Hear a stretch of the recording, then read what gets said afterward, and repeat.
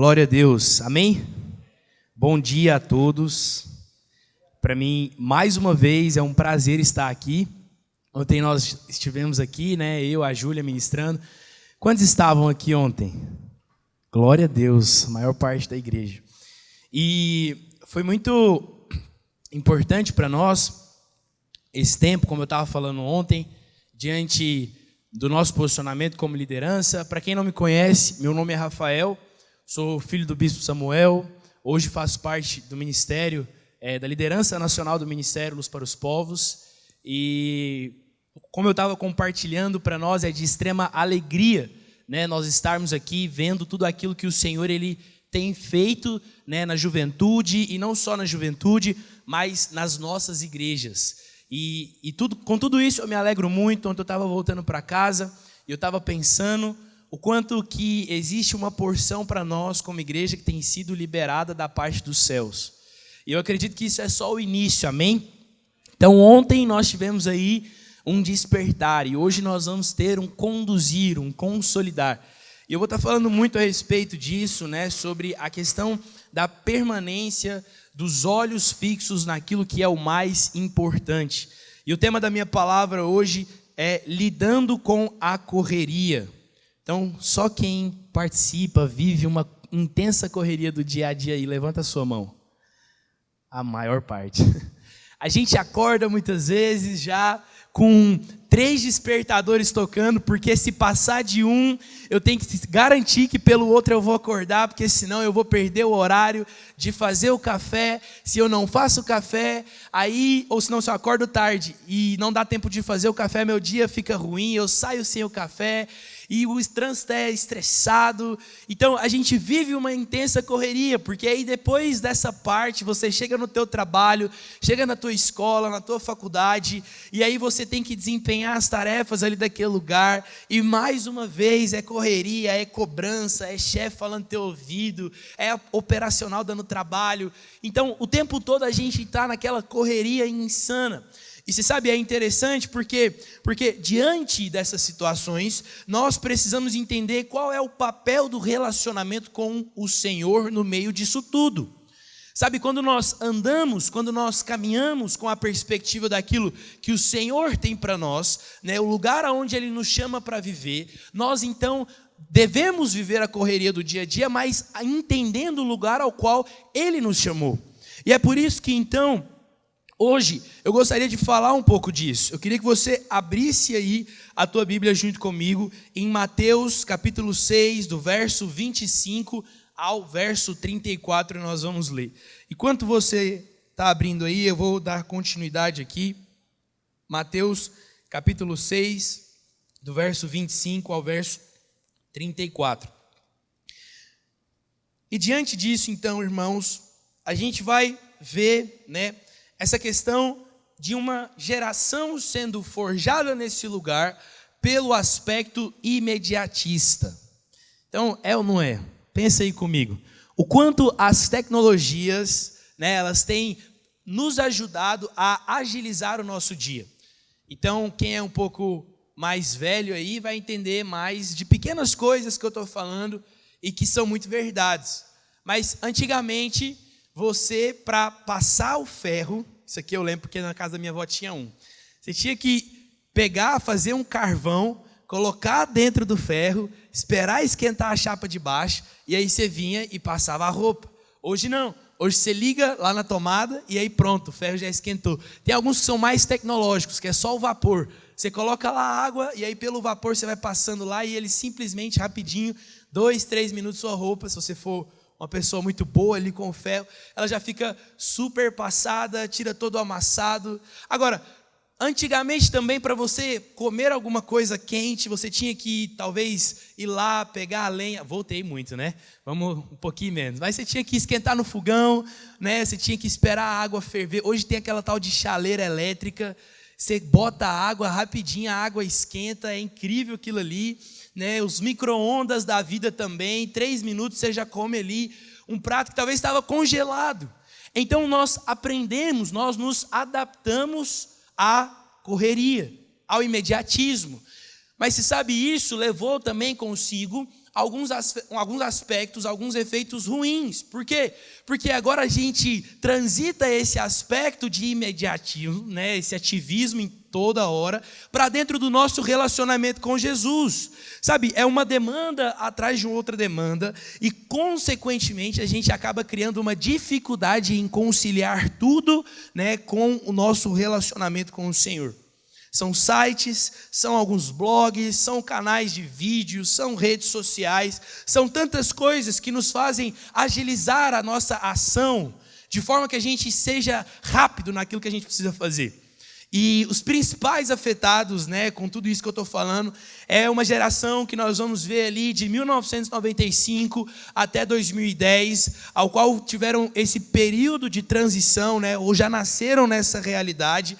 Mas a verdade é, irmãos, que até hoje, pessoas mais velhas, elas também têm encontrado esse caminho, onde a vida delas podem ser agilizadas, né, pelas tecnologias. E tem alguma coisa de errado nisso? Não, não tem.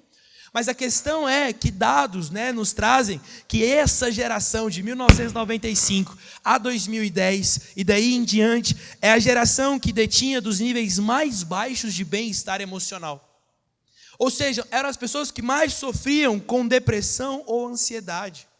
Dizem, né, que hoje em dia a doença do século são as doenças relacionadas ao emocional.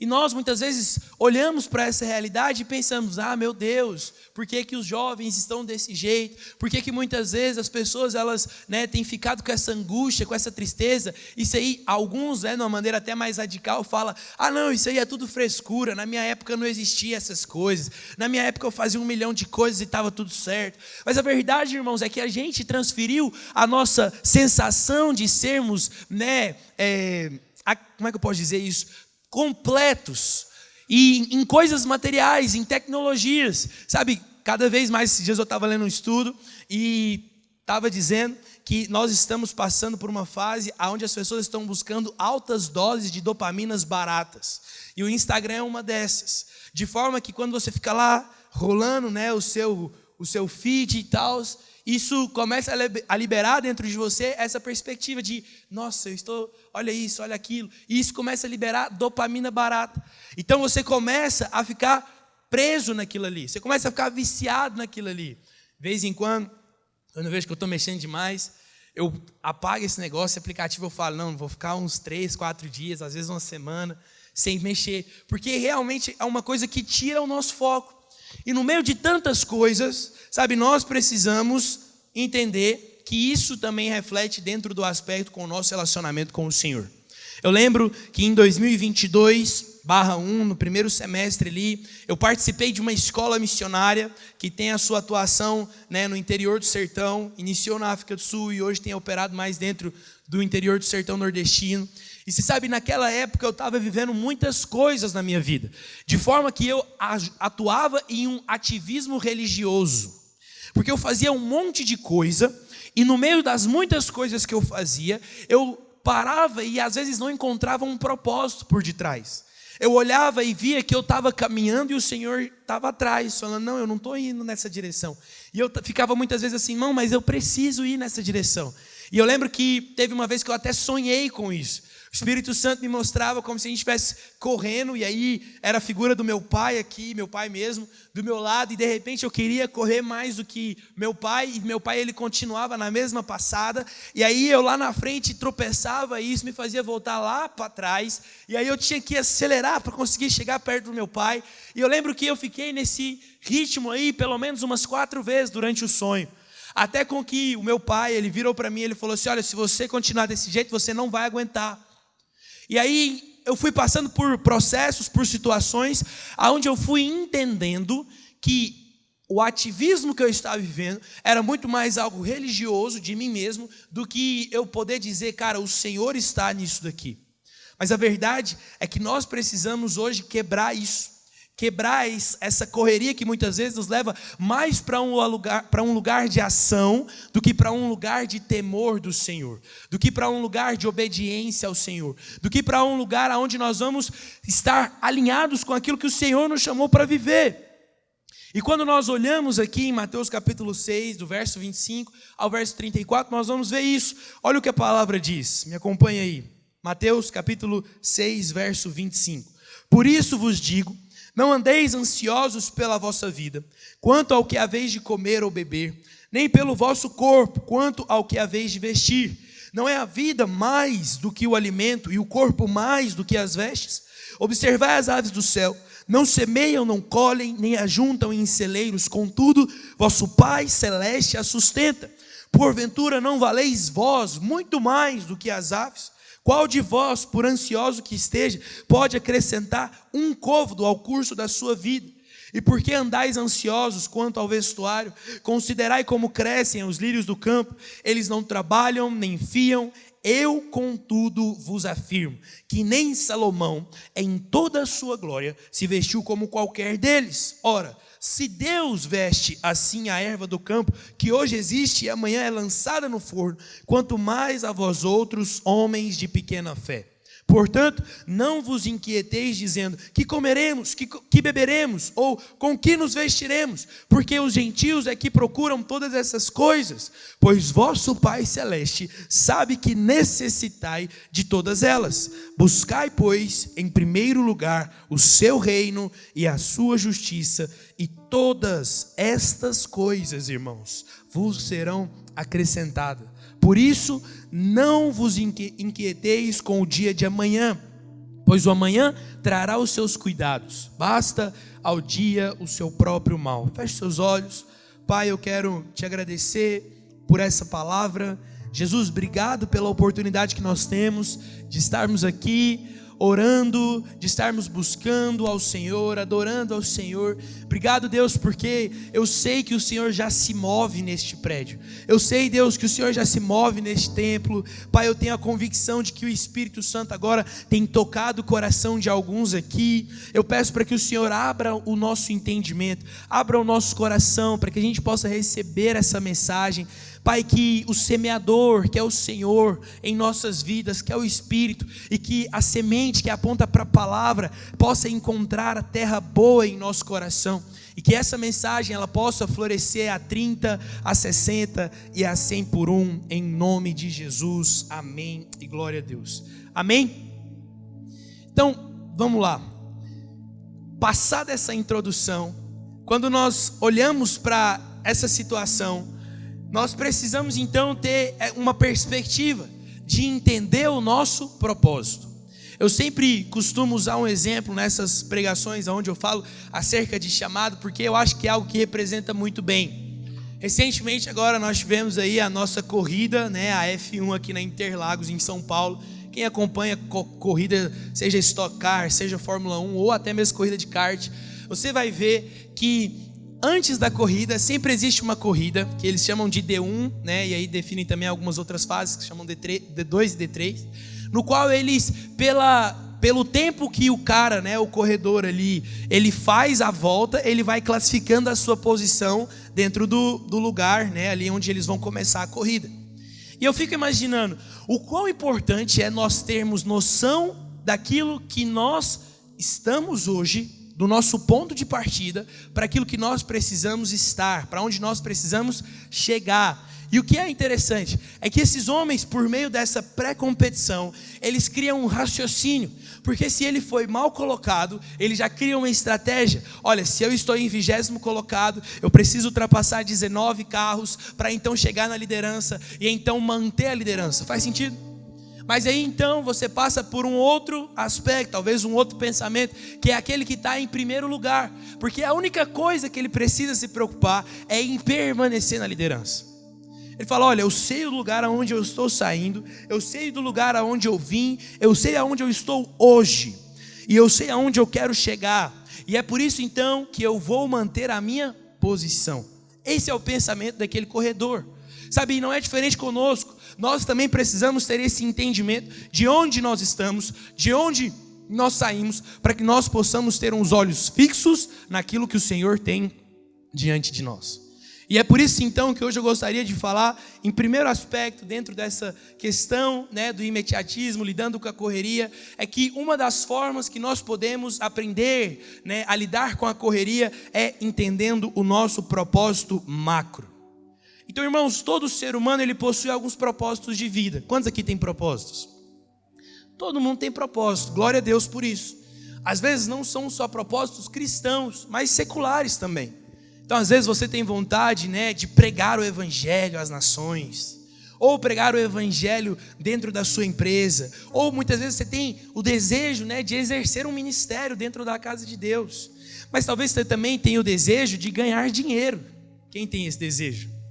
Amém, glória a Deus, não tem nada de errado em ganhar dinheiro, você só não pode ter o coração no dinheiro, irmãos. Mas tem gente que tem muita vontade de ser alguém realmente bem sucedido, né, nesse sentido financeiro. Mas tem outros ainda que têm outros sonhos, que é talvez passar em uma boa faculdade, talvez comprar o seu carro, comprar a sua casa. Uns ainda têm um desejo extremo de ter a sua família. Ou ainda coisas mais simples, como por exemplo ser um grande profissional, um bom profissional. E tudo isso é legítimo, não tem nada de errado nisso, são propósitos macros. Mas você e eu, nós precisamos entender que todo esse objetivo final, esse propósito macro, ele precisa estar alinhado com o nosso segundo ponto, que é o seu propósito individual. Mas antes de falar do teu propósito individual, eu preciso que você entenda uma lógica. Porque por muito tempo nós vemos, né, as pessoas posicionando a igreja e falando qual é o teu propósito, qual é o teu chamado. E quantos aqui já ouviram falar a respeito de propósito? Quantos aqui já ouviram falar a respeito de chamado? Agora, quantos aqui já ouviram falar a respeito de vocação? O número cai. Porque existe uma semelhança nessas palavras, mas são completamente diferentes em seus conceitos. E hoje nós vamos, pela luz da palavra, enxergar isso. Diga assim: propósito é aquilo que o Senhor me chamou para viver. Mateus capítulo 28, do verso 18 ao verso 20, e Marcos capítulo 16, verso 15.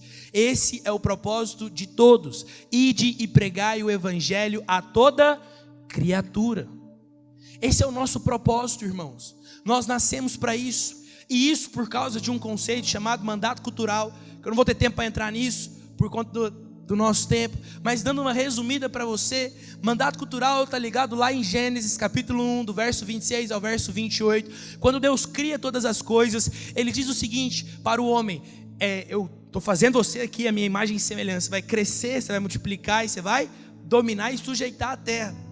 E o que é interessante é que o homem, sendo da mesma natureza de Deus, por ser a imagem e semelhança, a única coisa que ele precisava fazer para que ele pudesse encher a terra com a glória de Deus, de acordo com aquilo que está escrito em Abacuque capítulo 2, verso 14, que o desejo de Deus é que toda a terra seja cheia do conhecimento da glória, como as águas cobrem o mar. Então esse é o desejo de Deus. Agora, se isso era para ter acontecido lá no início, como que aconteceria? Simplesmente pela reprodução.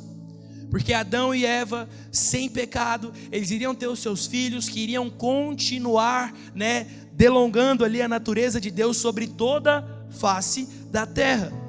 E se nós éramos a imagem e semelhança de Deus, nós obtínhamos também, e aqui um aspecto secundário, não estou falando que nós somos no mesmo nível, no mesmo patamar de Deus, mas nós tínhamos a glória dele conosco, assim como você também hoje tem por intermédio do Espírito Santo. E nós replicávamos a sua natureza sobre a terra, com o cuidado, com a boa mordomia, com aquilo que nós estávamos fazendo, que cultuava e adorava o Senhor. Agora o homem peca. E quando o homem peca, então o Senhor ele traça, na verdade já estava traçado, mas ele executa o seu plano de redenção. E agora, depois, né, de muitos anos, nós vamos ver que Jesus ele aparece. E quando ele aparece, ele morre por nós. Você já sabe a história toda. Ele ressuscita ao terceiro dia, mas quando ele ressuscita, ele dá continuidade ao propósito, ao plano original de Deus ali no jardim do Éden. Porque antes, irmãos, a forma como nós iríamos encher a face da terra. Multiplicar era simplesmente nos relacionando, homem e mulher, como ele criou. Agora, para que então nós possamos nos multiplicar e crescer sobre a face da terra, o que nós precisamos fazer? Confessar a Cristo como nosso único e suficiente Salvador. É por isso que existe então uma frase que diz que aonde há missão, não há adoração. Ou aonde não há adoração, há missão. Por quê? Porque com a missão, o objetivo visa as pessoas serem alcançadas pelo Evangelho. Uma vez que elas foram alcançadas pelo Evangelho, então agora elas passam a adorar ao Senhor. Se elas adoram ao Senhor, elas estão glorificando a Deus. Então, quando nós olhamos para esse aspecto, nós vemos que para todos o propósito é o mesmo. Fomos comissionados a pregar o Evangelho, dar continuidade ao plano original de Deus iniciado lá no Éden.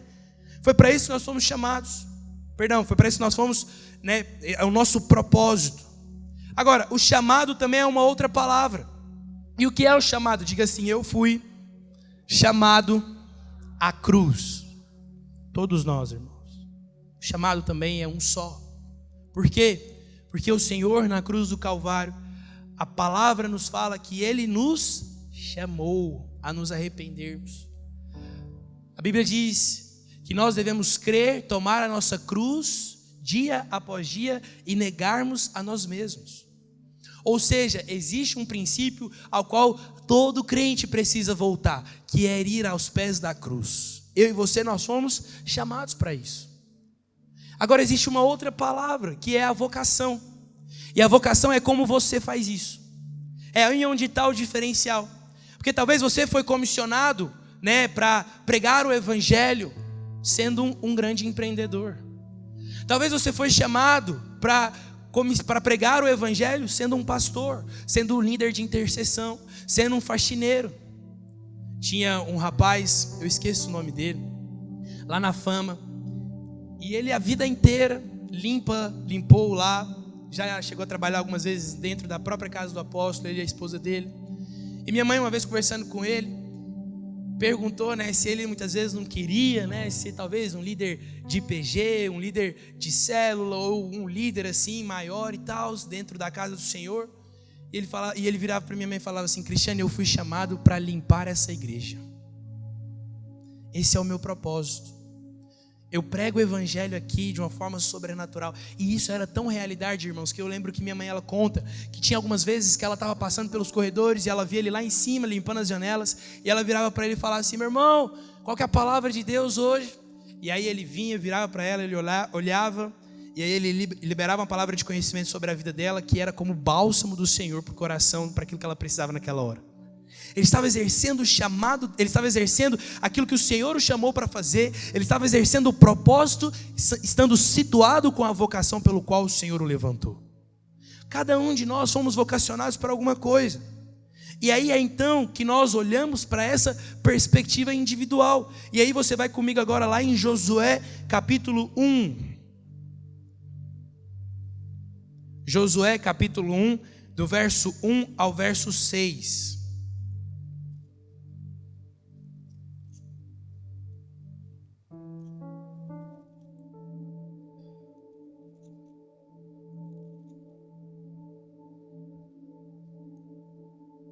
Todos abriram? Glória a Deus. A Bíblia diz: sucedeu depois da morte de Moisés, servo do Senhor, que este falou a Josué, filho de Num, servidor de Moisés, dizendo: Moisés, meu servo, é morto. Dispõe-te agora, passa este Jordão, tu e todo este povo, a terra que te dou aos filhos de Israel.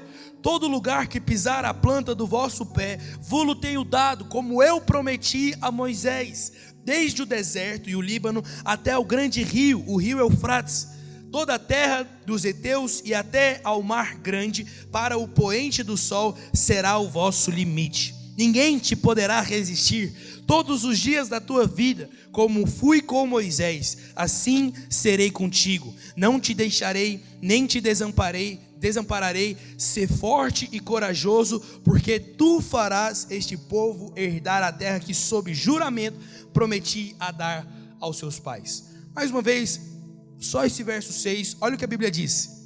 Ser forte vamos lá de novo. Ser forte porque tu farás este povo herdar a terra que sob juramento prometi a dar aos seus pais. Irmãos, Deus então, quando Moisés ele morre, levanta Josué e ele traz um olhar fixo para aquilo que Josué precisava fazer.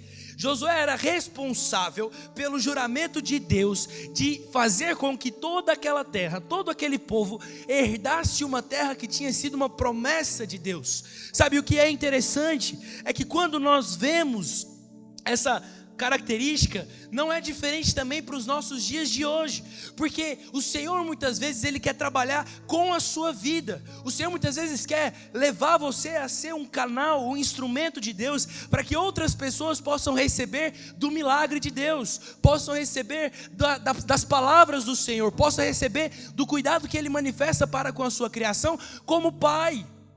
Mas nós precisamos ter essa mentalidade. Qual, Rafa? A mentalidade de que se eu não parar muitas vezes e voltar para a palavra, para ver aonde o Senhor está me direcionando, eu vou caminhar muito mais por um religiosismo, por um ativismo religioso, de forma que aquilo que eu vou estar fazendo sempre vai estar preocupado com a minha imagem, com aquilo que Deus quer para a minha vida, e não como hoje eu posso ser um instrumento para alcançar uma vida.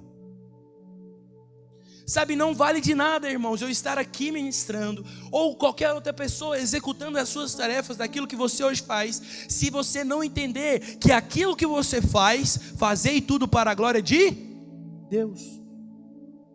Se entendemos isso, nós então temos um coração alinhado com aquilo que Ele nos chamou para viver, que é uma vida devota a uma intimidade com Deus. Nós fomos chamados para esse lugar, fomos comissionados para isso. Sabe, todos os dias as pessoas elas acordam e elas são, bombardeadas por ataques de dopamina, de sensações de prazeres, quando na verdade o Senhor Ele tem virado para você e falar: larga essa tecnologia, larga muitas vezes coisas que estão me afastando de você e corre para a palavra, irmãos. Sabe, hoje a minha vida é um pouco corrida. Eu faço faculdade, tenho aula pela manhã e agora eu inventei de pegar umas matérias pela noite. Trabalho gerenciando, uma empresa e todos os projetos. A gente toca mais de 20 projetos de marketing digital. Lidero dentro da minha igreja, toco no ministério de louvor. Também faço parte do ensino, dou algumas aulas de teologia e outras matérias que nós temos lá. E tem muitas outras coisas, nesse sentido, com movimentos paralelos, alguns que hoje atuam no Brasil, enfim. Mas eu faço muitas coisas e no meio disso, vez após vez, eu preciso parar o que eu estou fazendo, sentar diante da presença de Deus e falar: Senhor, o que o Senhor quer que eu faça hoje?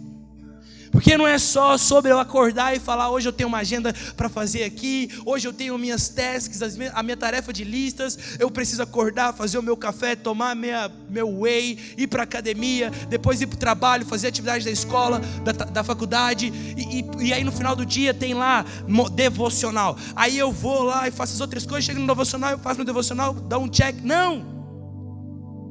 O Senhor não quer te levar para uma vida onde o teu devocional seja só um check. Irmãos, muitas vezes eu acho que a gente levou o princípio de entra por dentro do teu quarto, fecha a tua porta, para um lugar completamente diferente daquilo que o Senhor gostaria que fosse. Porque a gente considera somente o fechar a porta como uma vida em devocional, e não aquilo que a gente está fazendo durante todos os nossos dias. Sabe, chama o Senhor para caminhar com você. É no trânsito, fala: Senhor, hoje minha esposa não está aqui, hoje meu marido não está aqui, então senta aqui na frente. Senta aqui do meu lado. Tá os dois. Senhor, esteja aqui conosco no banco de trás, nos conduzindo, nos direcionando, nos guarda. Tô no trabalho, Deus me ajuda a não criar ranço daquele irmão, porque pelo amor de Deus, trabalha aqui do meu lado, Jesus. Senhor, eu estou aqui na faculdade, estou aqui na escola. Senhor, trigonometria não é para mim, Jesus. Esse trem de matemática é difícil, mas biologia então nem se fala. Química e física eu não sei o que é. As organelas, eu não sei o que é química orgânica, o que é benzeno, eu não sei essas coisas não, Jesus. Me ajuda. Senta aqui do meu lado, me ajuda a fazer o exercício. Sabe, essa consciência da presença que muitas vezes vai te levar a viver uma vida em devoção, uma vida onde a intimidade com o Senhor é o mais importante do que todas as coisas, porque nós fomos chamados para vivermos uma vida em intimidade com Deus, uma vida onde sim, precisamos vencer as ofensas para alcançar o propósito, mas não só isso, como eu disse ontem, nós também precisamos pegar essas ofensas, pegar a nossa correria do dia a dia, pegar tudo aquilo que rouba a nossa paz, rouba a nossa ansiedade e colocar aos pés de Jesus. Sabe, irmãos, quantos homens hoje em dia têm sofrido com alopécia, que é uma doença que faz perder o cabelo por conta de estresse. Agora, qual é a ansiedade que muitas vezes tem roubado o nosso coração ao ponto de nós estarmos perdendo coisas que o menino às vezes está com 25, 22 anos, devia estar com o cabelo na cabeça, está careca. Não tem problema estar careca. Mas qual que é a razão disso? Aonde é que está a nossa ansiedade? Aonde é que estão as nossas frustrações? Ao ponto de isso nos tirar a paz. É o Senhor quem fala: olhe para os lírios do campo, olhe para os pássaros. Ei, se eles são hoje, se eles brotam e amanhã eles são lançados fora, e mesmo assim eu cuido deles, quanto mais de vocês que são filhos.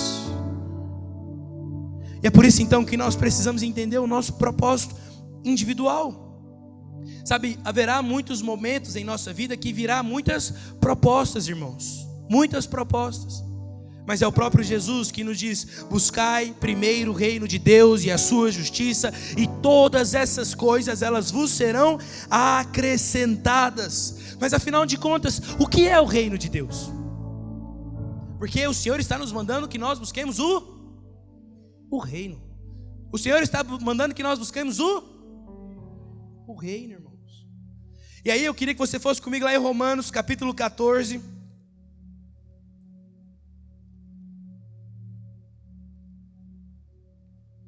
Hoje a gente vai dançar aqui na palavra. Hora vai para frente, hora vai para trás.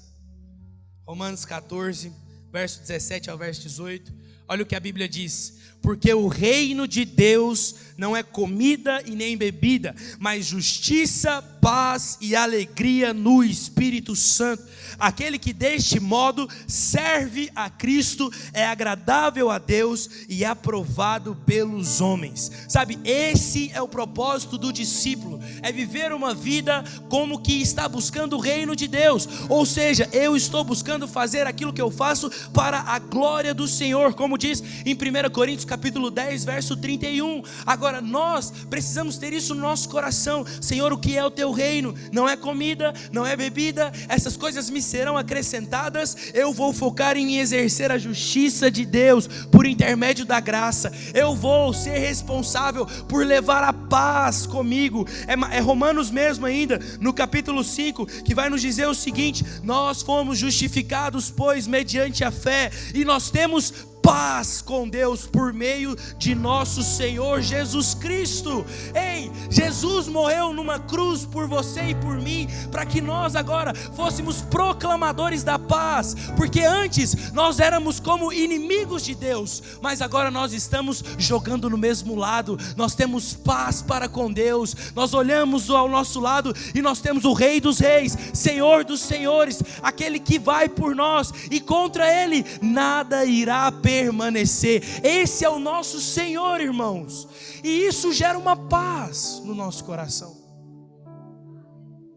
Isso gera uma paz, de forma que então aquilo que eu busco é isso, é a paz de Deus. Mas não é só a paz e a justiça, como também é a alegria no Espírito Santo. A Bíblia diz que a alegria, ela aformoseia o rosto. Meu pai conta que a primeira vez que a minha mãe viu ele, estava sentado no meio-fio com a cara ranzinza, porque ele ainda não tinha sido levado a essa transformação do Espírito Santo.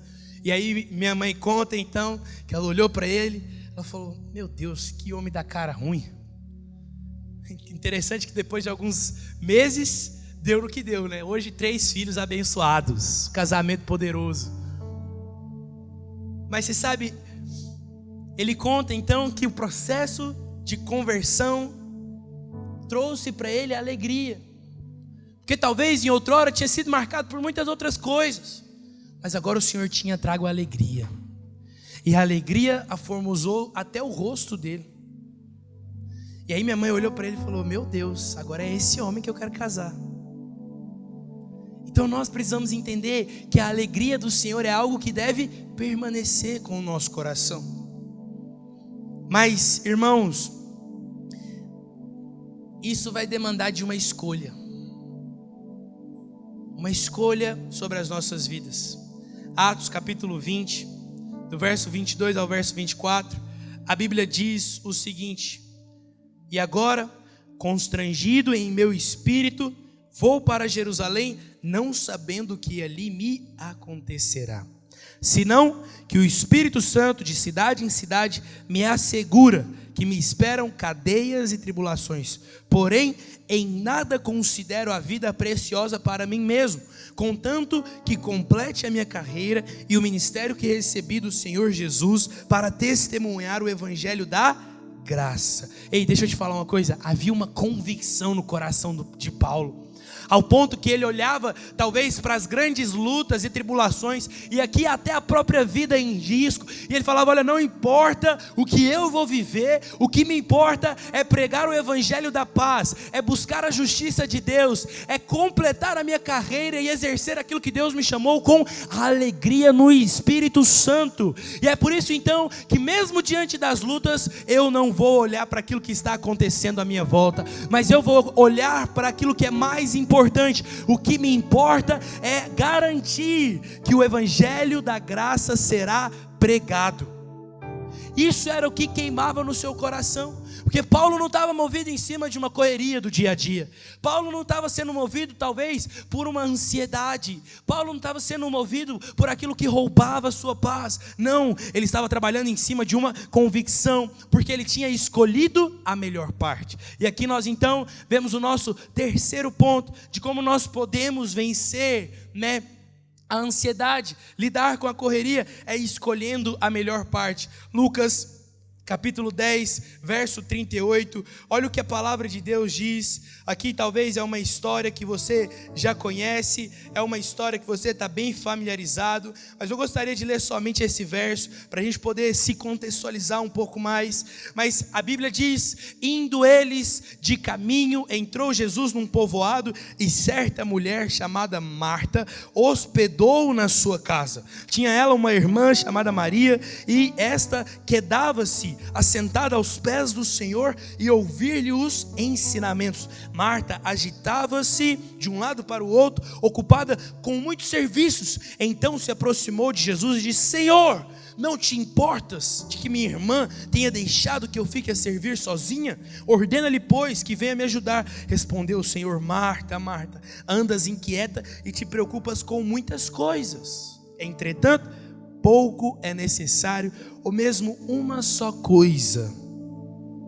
Maria, pois, escolheu a boa parte, e esta não lhe será tirada. Jesus fala o que, irmãos? Poucas coisas é necessário, talvez até uma única coisa. E aqui nós vemos uma correferência quando nós estudamos esse texto com a passagem de Mateus capítulo 6, 33. Buscai em primeiro lugar o reino de Deus. Jesus estava basicamente virando aqui e falando: Marta, a única coisa que importa é você buscar o reino. Maria está buscando o reino, e a isto eu não vou tirar dela. Sabe, isso deve ser o sentimento do nosso coração. Existe uma escolha, irmãos, que nós devemos fazer, que é a entrega naquilo que fazemos, de modo que nós venhamos desfrutar o reino de Deus dentro das nossas ações.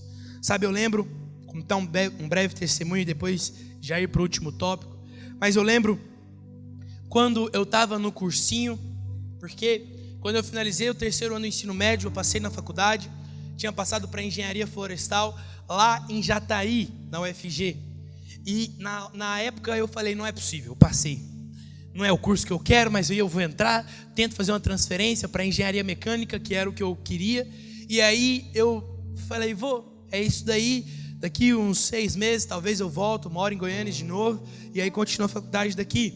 Mas eu lembro que certo dia meu pai virou para mim e falou assim: olha, o que você acha de você não ir e você ficar aqui comigo? A gente paga cursinho, que acho que o preço que você ia gastar lá, com moradia, com alimentação, é o mesmo preço que a gente ia pagar no cursinho aqui. E aí eu lembro que eu comecei a bater o pé com ele, porque eu falei, eu não vou conseguir passar de novo, misericórdia, esse trem é muito difícil, tem que estudar o ano inteiro, fazer uma prova 2 domingos separados, você separa a preocupação, você separa a atenção, você dorme sábado preocupado com o domingo, aí no outro sábado você dorme de novo preocupado com o domingo, e aí aquela coisa, meu Deus, aí além da pressão social, você tem a pressão interna, você tem a pressão familiar, você tem pressão de tudo que é lado, você fala, meu Deus, e agora será que eu vou passar de novo? Eu lembro que depois de muita luta, eu tive que obedecer, não foi nem aceitar e concordar, foi obedecer, porque ele falou, não, você não vai, descobrir um negócio, que a cada 10 cristãos que vai para Jataí, 9 desvia, você não vai ser um não confio em você, menino. Aí eu falei, eu também não confio em mim. E ele, pois é, então a gente vai ficar aqui, a gente vai amanhã de manhã lá no cursinho, eu vou conversar com aquele cara, Deus vai fazer. E, irmãos, foram acontecendo coisas assim que eu não sei como explicar. O cursinho era aproximadamente R$ 2.900 com o material. Na verdade era sem o material. Eu lembro que na época o material você tinha que pagar à vista. O cara, ele fez uma coisa assim que eu acho que foi Deus assim mesmo. Foi o Senhor, não tem como. Ele fez para nós o material parcelado em 12 vezes sem juros. E a mensalidade da escola ele reduziu para R$ 700. Era R$ 2.900. E aí eu lembro que naquela época eu me comprometi com meu pai a ajudar também. E aí eu fui trabalhar na igreja na época. Mas aí eu me comprometi a estudar. E eu no primeiro semestre estudei, enfrentei 2 crises de ansiedade. Começava a chorar, não sabia por que eu estava chorando. Chegava em casa, queria chorar mais.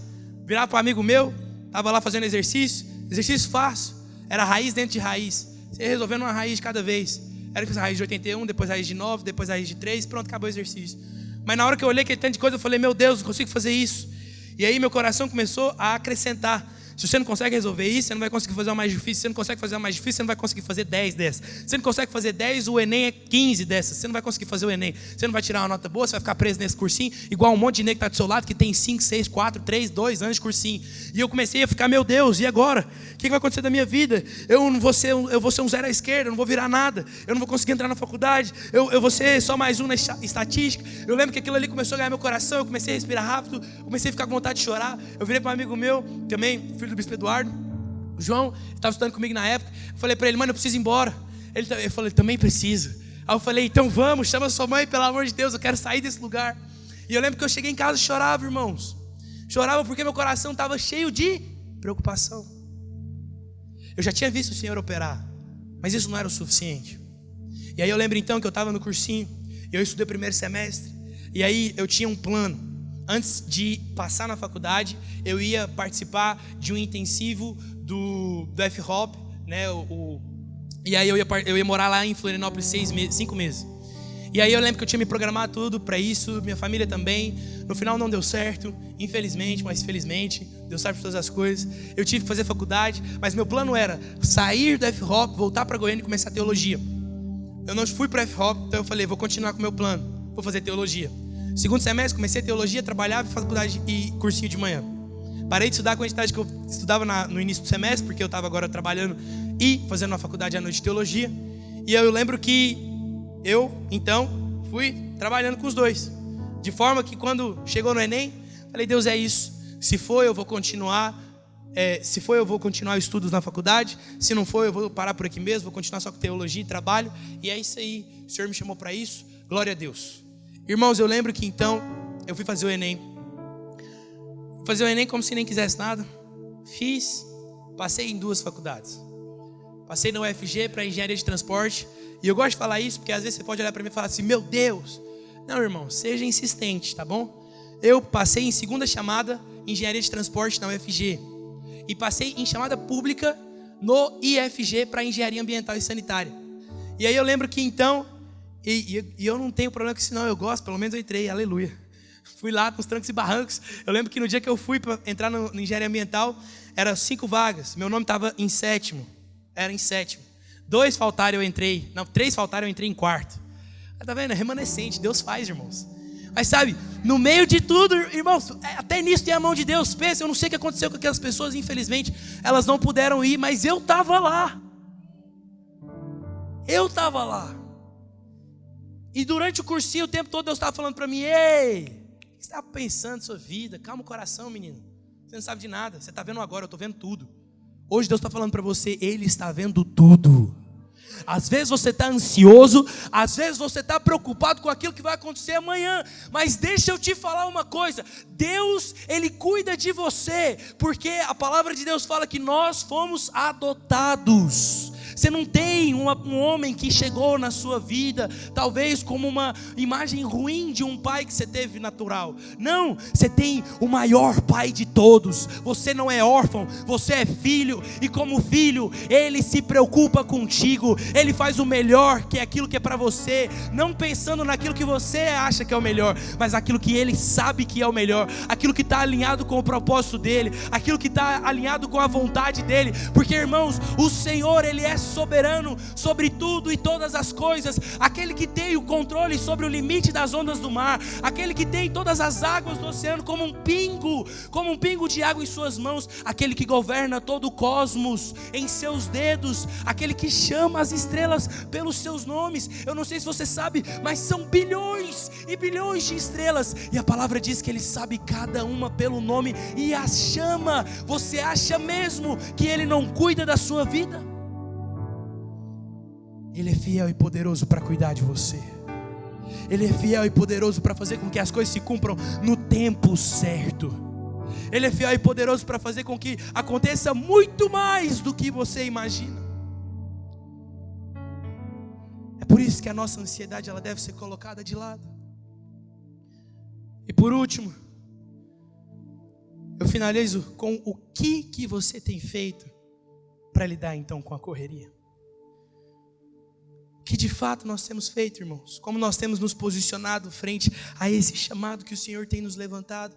Se nós fomos levantados para exercer o reino, se nós fomos levantados para exercer a justiça, a paz e a alegria no Espírito, como diz a palavra, se nós somos colaboradores de Cristo, embaixadores do reino de Deus nessa terra por intermédio do Espírito Santo, o que nós temos feito? Josué ainda, vai lá comigo só para a gente poder encerrar. Josué, se a equipe de músicos quiser subir, pode subir, por favor. Josué capítulo 1. Olha o que a palavra diz. Verso 7, verso 8. Na verdade, versos 6 a 8. Sê forte e corajoso, porque tu farás este povo herdar a terra que sob juramento prometi dar aos seus pais. Agora, preste atenção. Deus fala para Josué: tão somente, Josué, sê forte e muito corajoso, para teres o cuidado de fazer segundo toda a lei que meu servo Moisés te ordenou. Dela não te desvies, nem para a direita, nem para a esquerda, para que sejas bem-sucedido por onde quer que andares. Não cesses de falar deste livro da lei, antes medita nele dia e noite, para que tenhas cuidado de fazer segundo tudo quanto nele está escrito. Então farás prosperar o teu caminho e será bem-sucedido. Deixa eu te falar uma coisa: quando nós olhamos para a Escritura, nós vemos que existem dois aspectos para que nós alcancemos o chamado. Diga assim: o primeiro aspecto é o aspecto humano. Deus vira para então Josué e fala: ei Josué, tenha esforço, tenha ânimo.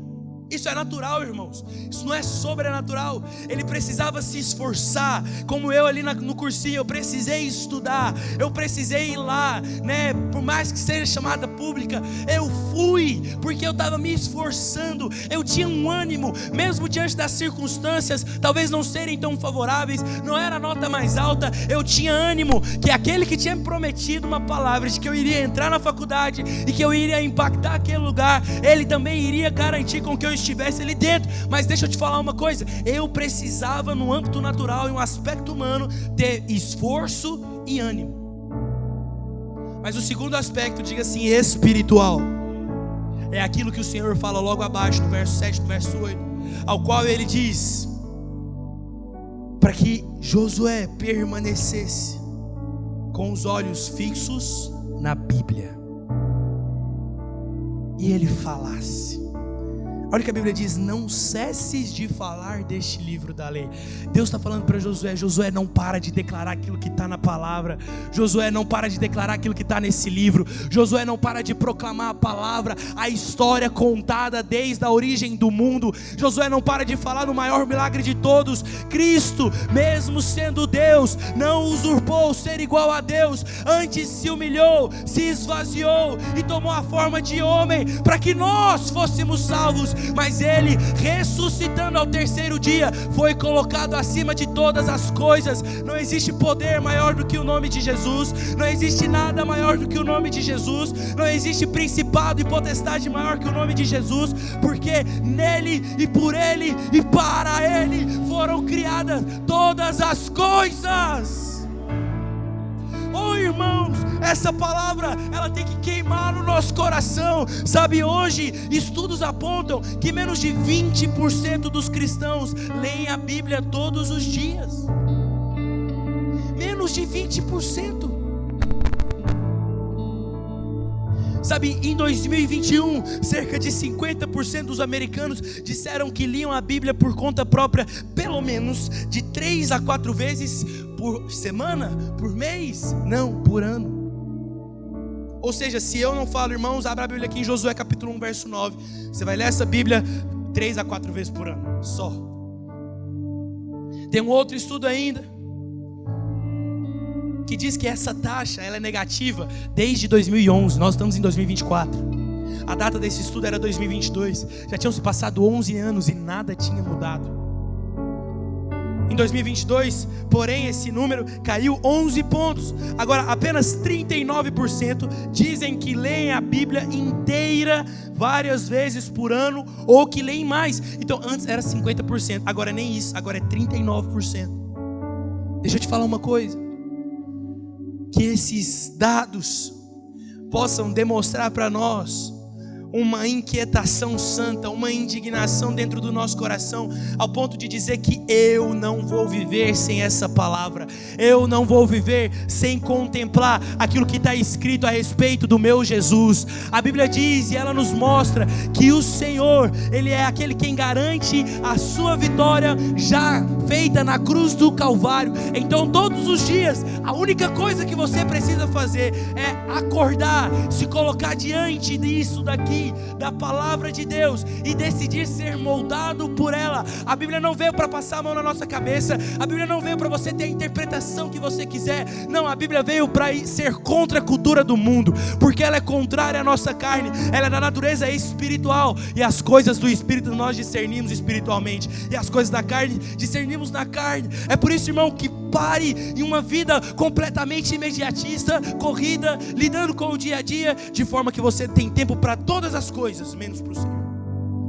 Sábado agora eu acordei mais cedo, porque eu achava que eu precisava estar na faculdade, fiz um esforço, e aí quando eu cheguei lá, eu vi que não tinha aula, li o e-mail errado, na correria, eu li só o primeiro parágrafo do e-mail, e pensei, amanhã vai ter aula.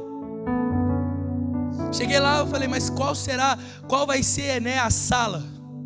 E aí eu lembro então que eu fui ler de novo o e-mail. Quando eu li de novo o e-mail, estava dizendo o quê? Em razão de muitos que não vão poder participar porque já estão matriculados em outras matérias, nós não teremos aula. Cheguei 7h30 na faculdade, a aula que eu tinha... Cheguei 7 horas na faculdade, a aula que eu tinha era só 8h45.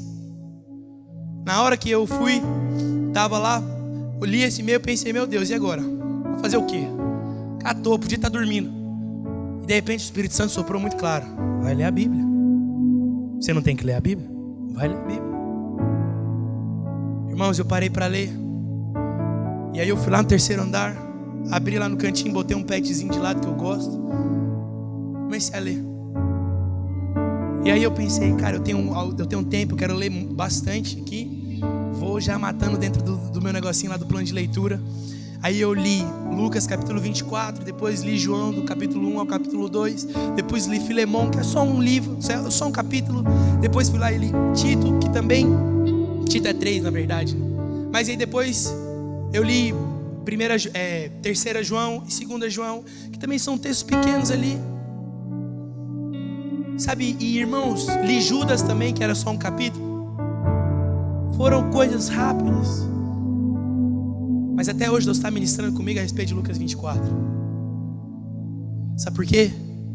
Porque a palavra, ela é mais afiada do que uma espada de 2 gumes. E quando nós nos expomos a ela, nós somos transformados ao ponto que essa palavra separa aquilo que é espírito, alma e corpo. Fique de pé no seu lugar. Hoje nós vamos orar, porque existe um desejo da parte dos céus que essas estatísticas sejam quebradas. Deus quer levantar uma igreja, Deus quer levantar uma geração que não é movida pela correria do dia a dia, que não é movida pelas circunstâncias, que não é movida somente pelos seus propósitos, mas é uma geração, uma igreja movida pelo amor a uma vida de oração, é movida pelo amor a uma vida de palavra, é movida por um amor em cumprir o propósito maior, em cumprir o propósito pelo qual Deus te chamou. Talvez você está pensando, não tem mais tempo para mim. Existe tempo para todos aqueles que se posicionam. Nós vemos que Caleb tinha 80 anos, irmãos, mas porque ele tinha entendido o propósito original, porque ele tinha entendido essa palavra, ele olhou para Josué e falou: Josué, existe uma promessa de Deus para nós, nós não duvidamos do passado, não vamos duvidar agora pela nossa idade. Eu então imagino que Deus olha lá de cima e fala: ei Caleb, por causa desse teu espírito, eu vou renovar você. Você vai ver, você está com 80, mas você vai ter uma disposição e um vigor de 40, porque eu preciso de homens como você, homens que não perdem a visão, homens que não são conduzidos pelas circunstâncias, homens que não são conduzidos ou muitas vezes desmotivados pela palavra dos outros, mas são homens que avançam de acordo com a palavra que recebeu do próprio Deus. Ei, pare de escutar a correria do dia a dia, comece a escutar a palavra de Deus para a sua vida.